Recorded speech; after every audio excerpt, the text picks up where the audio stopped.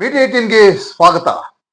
ಇವತ್ತಿನ ಪ್ರಮುಖವಾದ ವಿಚಾರ ಏನು ಅಂದ್ರೆ, ಬೆಂಗಳೂರಿನಾದ್ಯಂತ ನಿಮ್ಗೆ ಈಗಾಗಲೇ ಗೊತ್ತಿರುವ ಹಾಗೆ ಬೀದಿ ಬದಿ ವ್ಯಾಪಾರಿಗಳನ್ನ ಎತ್ತಂಗಡಿ ಮಾಡುವಂತ ಕೆಲಸವನ್ನ, ಅಂದ್ರೆ ಹೈಕೋರ್ಟ್ ಆದೇಶದ ಪ್ರಕಾರ ಏನು ಫುಟ್ಪಾತ್ ಏನಿದೆ, ಫುಟ್ಪಾತ್ ನಲ್ಲಿ ವ್ಯಾಪಾರ ಯಾರ್ಯಾರು ಮಾಡ್ತಾ ಇದ್ರೆ ಅಥವಾ ಸಾರ್ವಜನಿಕರಿಗೆ ಫುಟ್ಪಾತ್ ಅನ್ನ ಬಳಸಬೇಕು, ಆ ನಿಟ್ಟಿನಲ್ಲಿ ಎಲ್ಲಿ ಅಡೆತಡೆ ಉಂಟಾಗ್ತಾ ಇದೆ ಅಂತಹ ಫುಟ್ಪಾತ್ಗಳನ್ನ ಅಂಗಡಿಗಳನ್ನ ತೆರವುಗೊಳಿಸುವಂತಹ ಕೆಲಸವನ್ನ ಸರ್ಕಾರ ಈಗಾಗಲೇ ಶುರು ಮಾಡಿದೆ.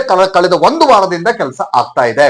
ನಾನು ಕೇಳ್ತಾ ಇರೋದು, ಡಿ ಕೆ ಶಿವಕುಮಾರ್ ಅವರಿಗೆ, ಮುಖ್ಯಮಂತ್ರಿಗಳಾಗಿದ್ದೀರಿ, ನೀವು ಕೂಡ ಈ ಬೀದಿ ಬದಿ ವ್ಯಾಪಾರಿಗಳ ಸಮಸ್ಯೆಗಳು ಏನು ಅನ್ನೋದು ನಿಮ್ಗೂ ಕೂಡ ಗೊತ್ತಿದೆ. ಬಹಳ ತಳಮಟ್ಟದಿಂದ ನೀವು ಈ ಮಟ್ಟಕ್ಕೆ ಬಂದಿದ್ದೀರಿ. ಆದ್ರೆ ಡಿ ಕೆ ಶಿವಕುಮಾರ್ ಅವರೇ, ಇದೆಲ್ಲ ಮಾಡ್ತಾ ಇದ್ದೀರಿ ನೀವು, ಕರೆಕ್ಟು. ಈಗ ಅಲ್ಲಿ ಎಲೆಕ್ಟ್ರಿಕ್ ಕಂಬಗಳು ಕೂಡ ಇದೆ, ಅದು ಕೂಡ ಈಗಾಗಲೇ ಪಾದಚಾರಿಗಳಿಗೆ ಸಮಸ್ಯೆ ಆಗ್ತಾ ಇದೆ, ಅದನ್ನು ಕೂಡ ತೆರವು ಮಾಡುವಂತ ಕೆಲಸ ಆದಷ್ಟು ಬೇಗ ಆಗ್ಬೇಕು. ಅಲ್ಲಿ ಟ್ರಾನ್ಸ್ಫಾರ್ಮರ್ಗಳ ಕೆಲವು ಕಡೆಗಳಲ್ಲಿ ನೋಡ್ತಾ ಇದ್ದೀವಿ, ಲೈಟ್ ಕಂಬಗಳನ್ನು ನೋಡ್ತಾ ಇದ್ದೀವಿ, ಇದೆಲ್ಲವೂ ಕೂಡ ತೆರವು ಆಗ್ಬೇಕು. ಇನ್ನೊಂದು ಕಡೆಗೆ ನಿಮಗೆ ಇಷ್ಟೆಲ್ಲ ನೋಡಿದಿರಿ, ಬೆಂಗಳೂರು ಉಸ್ತುವಾರಿಯನ್ನು ಕೂಡ ಕಳೆದ ಬಾರಿ ನೀವು ಸಿದ್ದರಾಮಯ್ಯ ಸರ್ಕಾರದವರು ಹೊತ್ಕೊಂಡಿದ್ದೀರಿ.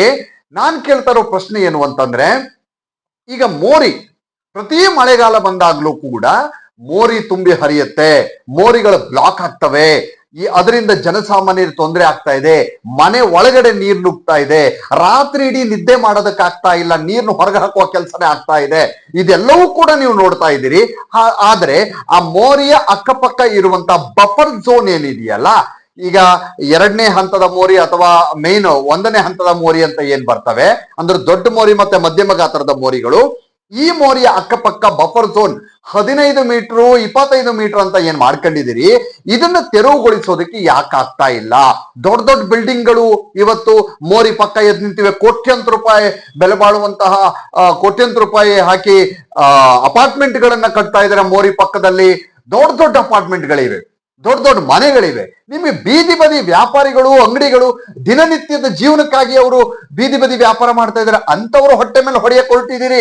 ಆದರೆ ಇಂಥ ಈ ದೊಡ್ಡ ದೊಡ್ಡ ಬಿಲ್ಡಿಂಗ್ಗಳು ಏನಿದೆಯಲ್ಲ ಮೋರಿ ಪಕ್ಕದಲ್ಲಿರುವಂತವು, ಇದರಿಂದ ಬೇರೆಯವ್ರಿಗೆ ತೊಂದರೆ ಆಗ್ತಾ ಇದೆಯಲ್ಲ, ಇದನ್ನೀಗ ಹೈಕೋರ್ಟ್ ಈಗಾಗಲೇ ಹೈಕೋರ್ಟ್ ಆರ್ಡರ್ ಕೂಡ ಇದೆ. ಇನ್ನೊಂದೇನು ಅಂತಂದ್ರೆ, ಹಲವಾರು ಕಡೆಗಳಲ್ಲಿ ನಾವು ಮೋರಿಗಳನ್ನ ನೋಡ್ತಾ ಇದೀವಿ, ಮೋರಿಗಳ ಮೇಲೆ ಸ್ಲ್ಯಾಬ್ಗಳನ್ನ, ಚಪ್ಪೆಕಲ್ಲುಗಳನ್ನ ಹಾಕಿ ಮೋರಿಯನ್ನ ಕ್ಲೋಸ್ ಮಾಡುವಂತಹ ಪ್ರಕ್ರಿಯೆಯನ್ನ ಬಹಳ ಕಡೆಗಳಲ್ಲಿ ನೋಡ್ತಾ ಇದ್ವಿ. ಆದ್ರೆ ಹೈಕೋರ್ಟ್ ಆರ್ಡರ್ ಇರುತ್ತೆ. ಹೈಕೋರ್ಟ್ ಆರ್ಡರ್ ಏನಿದೆ ಅಂತಂದ್ರೆ, ನಿಮ್ಗೂ ಕೂಡ ಗೊತ್ತಿದೆ, ಅದು ಎಲ್ಲೂ ಕೂಡ ದೊಡ್ಡ ಮತ್ತೆ ಮಧ್ಯಮ ಗಾತ್ರದ ಮೋರಿಯನ್ನ ಮುಚ್ಚೋ ಹಾಗಿಲ್ಲ. ಯಾಕಂತಂದ್ರೆ ಅದಕ್ಕೆ ಸೂರ್ಯನ ಬೆಳಕು ಬೀಳಬೇಕು, ಮತ್ತೆ ಗಾಳಿ ಆಡಬೇಕು. ಇದೆಲ್ಲ ಗೊತ್ತಿದ್ರು ಕೂಡ ಎಲ್ಲಾ ಕಡೆಗಳಲ್ಲೂ ಕೂಡ ನೀವು ಅದರ ಮೇಲ್ಗಡೆ ನೀವು ಮುಚ್ಚಿದಿರಿ. ಅದನ್ನ ತೆರವುಗೊಳಿಸುವಂತ ಪ್ರಕ್ರಿಯೆನೂ ಕೂಡ ಆಗ್ಬೇಕಾಗಿದೆ. ಯಾಕಂದ್ರೆ ಅಲ್ಲಿ ಕ್ಲೀನ್ ಮಾಡೋದಕ್ಕೂ ಆಗೋದಿಲ್ಲ. ಮೋರಿಯನ್ನ ತುಂಬಿಕೊಂಡಂತ ಸಂದರ್ಭದಲ್ಲಿ ಅಥವಾ ಅದರ ಮೇಲ್ಗಡೆ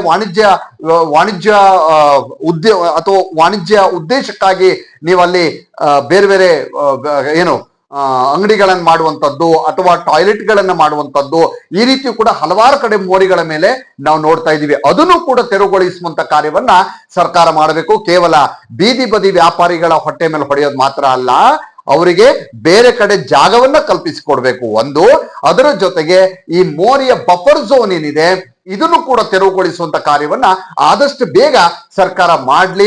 ಡಿ ಕೆ ಶಿವಕುಮಾರ್ ಅವರಿಗೆ ಇದು ಒಂದು ಚಾಲೆಂಜಿಂಗ್. ನಿಮ್ಗೆ ಗೊತ್ತಿದೆ, ಅಂದ್ರೆ ಈ ಬೆಂಗಳೂರು ಉಸ್ತುವಾರಿಯನ್ನು ಹೊತ್ಕೊಂಡಿದ್ದೀರಿ. ಕಳೆದ ಬಾರಿ ಮಹದೇವಪುರ ವ್ಯಾಪ್ತಿಯಲ್ಲಿ ಏನಾಯ್ತು, ಮಳೆ ಬಂದಂತ ಸಂದರ್ಭದಲ್ಲಿ ತುಂಬಿ ಹರಿದು ಮನೆಗಳ ಒಳಗೆಲ್ಲ ನೀರು ಬಂತು. ಇದೇ ಯಲಹಂಕ ಕಡೆಗಳಲ್ಲಿ ಏನಾಯ್ತು ಅನ್ನೋದು ಕೂಡ ನೋಡಿದ್ದೀರಿ. ಯಾಕಂದ್ರೆ ಅಲ್ಲಿ ಅಪಾರ್ಟ್ಮೆಂಟ್ಗಳಿಗೆ ನೀರು ನುಗ್ಗಿ ಇಡೀ ಆ ಭಾಗನೇ ಖಾಲಿ ಮಾಡ್ಬೇಕಾಗಿ ಅಂತಹ ಒಂದು ಪರಿಸ್ಥಿತಿ ಬಂತು. ಇದೇ ರೀತಿಯಂತ ಪರಿಸ್ಥಿತಿ ಬೇರೆ ಬೇರೆ ಕಡೆಗಳಲ್ಲೂ ಕೂಡ ಇದೆ. ಈಗಲೇ ಎಚ್ಚೆತ್ಕೊಂಡು ಆ ಮೋರಿಯ ಬಫರ್ ಝೋನ್ಗಳನ್ನ ಅಂದ್ರೆ ಒತ್ತುವರಿ ಯಾರು ಮಾಡ್ಕೊಂಡಿದ್ದಾರೆ ಅದನ್ನ ತೆರವುಗೊಳಿಸುವಂತ ಕಾರ್ಯವನ್ನ ಕೂಡ ಸರ್ಕಾರ ಮಾಡಬೇಕಾಗಿದೆ. Thank you.